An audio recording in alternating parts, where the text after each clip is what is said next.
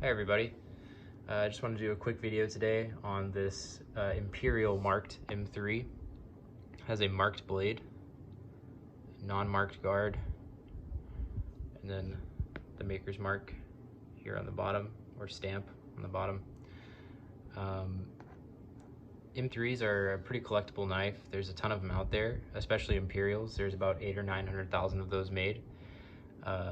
And they're originally issued in 1943 for World War II soldiers, primarily paratrooper guys, people that weren't carrying bayonets.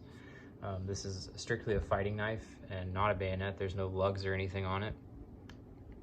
Back then they had a leather scabbard, but then whenever they were reissued later, they came up with this composite scabbard called the M8, which would also carry all the various bayonets that spawned off of this original design.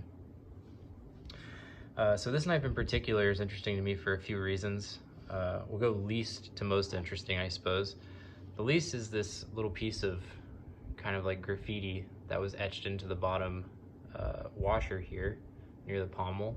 It's either a WW or an MM, or maybe some crudely drawn mountains. I'm not really sure, but either way, I think that's a cool little addition. Next up is the fact that the Vietnam provenance for this is written right on the back here. It's Sergeant R.E. Reed, United States Marine Corps. A lot of these were reissued in Vietnam, and the story goes with this one that Sergeant Reed was running Recon with the Marines in Vietnam. The third thing that's interesting about this, that kind of backs up the Recon story, is the fact that this scabbard has been painted black. You can kind of see there the original color of the paint is originally like a drab green on that composite, and this one has been painted black, most likely in country. In fact, I'm almost positive it was painted black in country because the aging has pretty much matched up with the rest of the piece.